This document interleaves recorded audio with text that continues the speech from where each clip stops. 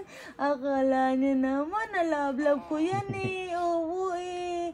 Opo, very good talaga yan. Very good talaga yan. Ha? Ang baby ko na yan, very good.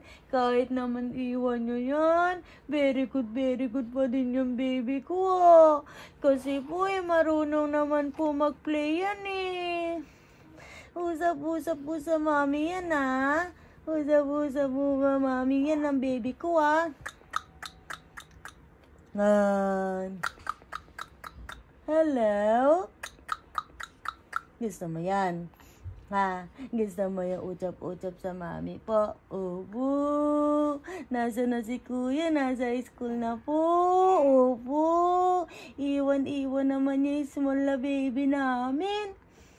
Opo. Opo, sama ikaw sa school. Ha?